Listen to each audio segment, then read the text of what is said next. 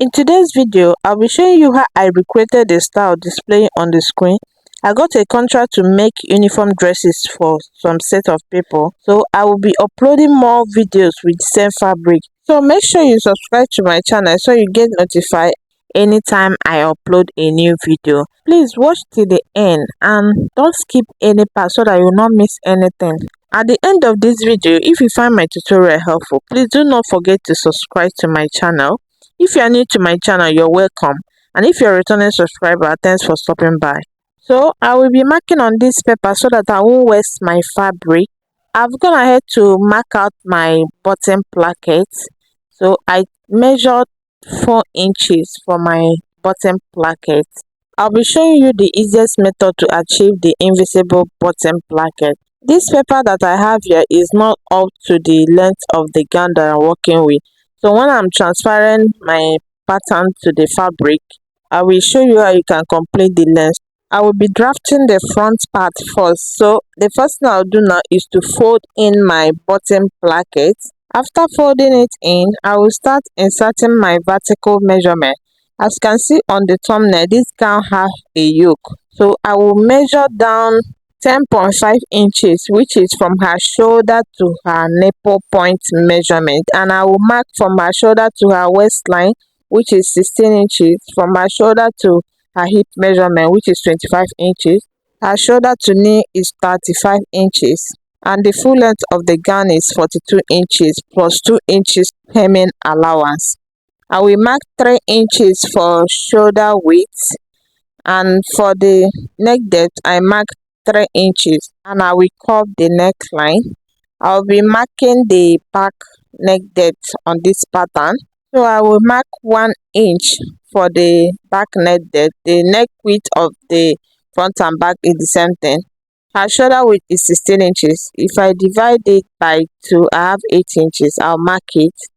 So I will roll it straight to the bust point line.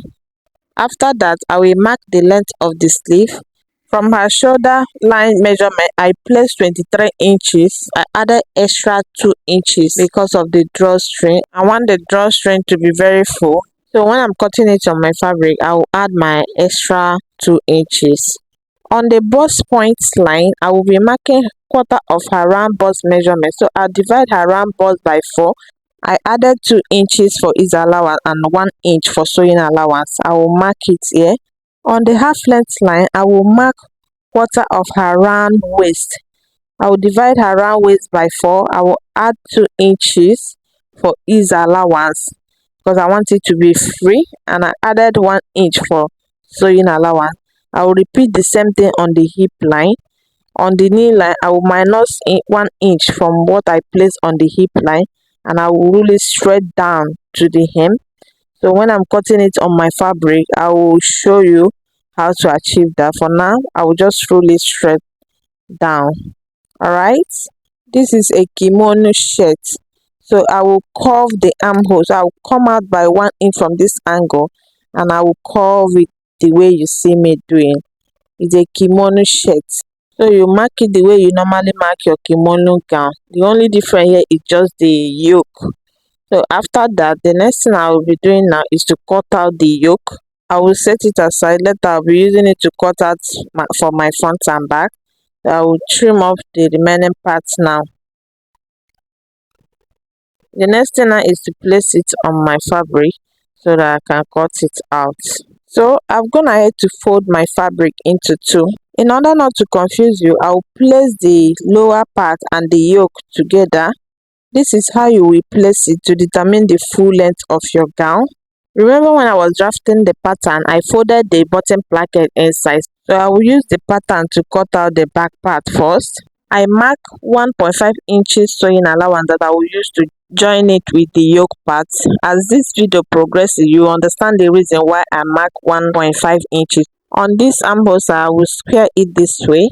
I did not add any other sewing allowance because I've already added it when I was drafting the pattern. When I was drafting the pattern, I told you that I removed 1 inch from what I have on my hip line, and I place it on the knee line and roll it straight down to the hem.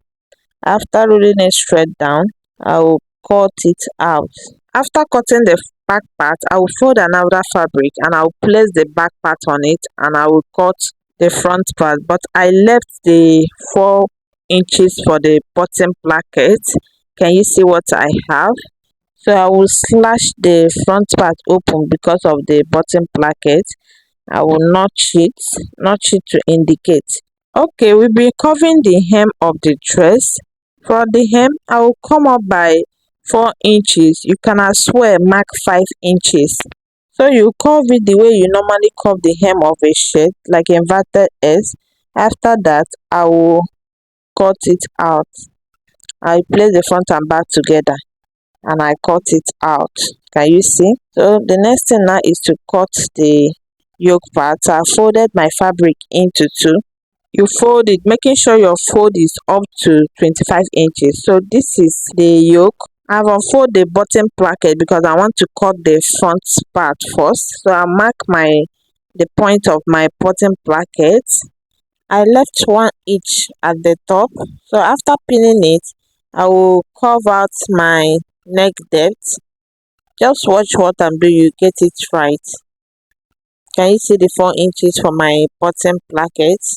This is the 8 inches for half of my shoulder width. From my shoulder line, I will measure 23 plus 2 inches. I will add half inch for joining the shoulder. I will add 2 inches for the joining with the lower part. I added 1.5 inches for the lower part. For the yoke part, please add 2 inches. So I will go ahead now and cut it out. After cutting it out, I will place my pattern and cut out my back part.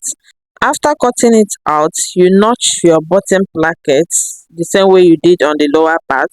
I will remove my pattern now so that I can curve my neckline very well. You can as well cut it together with your pattern, but I have not cut my back part. That's why I remove my pattern and curve it. So I will also slash the yoke part open. After that, I will measure my bottom placket. I will notch it to indicate. Please don't forget to notch it. So I'm going ahead to cut out the back part. Can you see what I have? This is my front. I will fold in my bottom placket. Can you see that the length is equal? I'll go ahead now and cut out the neckline for the back. So I'll go to my interlocking machine and weave it and come back and show you. So I'm going ahead to weave it. Can you see the part that I weave? You weave it with half inch. If you're making this for a client, make sure you weave it before the next step so that your work will be very neat.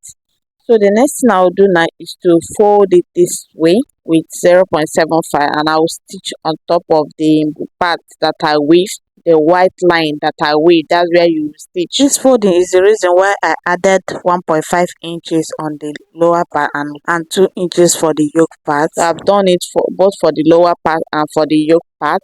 Though the lower part is not really necessary, but you just need to fold it for now. Alright, can you see what I have? I will lose the stitch I made on the lower part later. So what I will do, I will place it on top of the lower part and I will stitch on the edge of the yoke, leaving half inch where my yoke will pass through. For the back, you will fold the main fabric into 2 and you mark the middle point. You also fold the yoke part into 2. You mark the middle point. After marking the middle point, you place the yoke part on the main fabric middle to middle. So you stitch from the middle to the end and you follow the other side and stitch. But before you stitch, pin it down. Place the yoke on top of the main fabric and stitch at the edge, leaving half inch where your rope will pass through. This is what I have when I was done stitching it. Can you see? So I will use my seam ripper to lose the stitch I made on the lower part. I also do the same thing for the front part. So the next thing now is to join the front and back shoulder together. So I will place it shoulder to shoulder and I will stitch with half inch.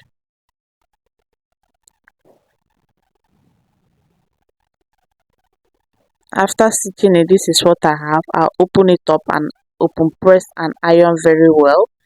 After ironing it, I will arrange it. I want to shape the 2 sides. So you make sure you arrange it very well. After arranging it, I will sew this way with the half inch. I will continue with the 1 inch I added for sewing allowance. On this I will stitch at the edge, just at the edge. So I'll do the same thing on this side. I'm gonna head to pass my rope. I didn't know my camera was not recording when I was inserting the rope. Just cut a strap of fabric with the length of 18 inches and you sew and turn it to the right side. You cut 4, 2 for one sleeve and 2 for the other sleeve. So I will show you how I inserted the rope now. You follow this side, this bottom placket side, you open it up and insert your rope. Because I folded the hem of the sleeve, so I open it up with a scissors to bring the rope out. So this is where I notch for my bottom placket. So I want the rope to stop 1 inch after the bottom placket, so I will stitch it down there. You can use pin and hold it before you stitch it down. So this is what I have. I'll pull it. If you found my tutorial helpful, please make sure you subscribe to my channel and turn on your notification bell for more videos. For the rope that goes to the back, I stop at 2 inches after the armhole. So to bring it out, I will just open the stitches I made and I will bring out the safety pin I used to insert it. After bringing it out, I will pull it inside and stitch on it. Use your pin to hold it first. After that, you secure it and you stitch down where you lose. Alright, okay, this is the hem of the sleeve and this is where I bring the rope out. I use my scissors and cut it out and I bring the rope out from there. I did not know my camera was not recording when I was doing this part. Please bear with me. If you have any question, do let me on the comment section. So before I fix the collar, I will fold the bottom placket. First of all, do the invisible placket. The first thing I'll do is to fold in 0.75. Fold it in. You use your pin to hold it or you iron it down. Make sure you measure to confirm. Okay, I have 1 inch here, so I will iron it down. After ironing it down, I will fold another 1 inch the way you see me doing. You also iron it down or you pin it down. After arranging, I will turn it this way. Can you see what I did? Just feast your eyes on the screen, you understand. I will iron it also. You turn it, this is what you will have. So I will stitch it down. I'll stitch it down this way to secure it. Make sure you push it in when you are stitching it down. After that, I will do this side where I will be fixing my button.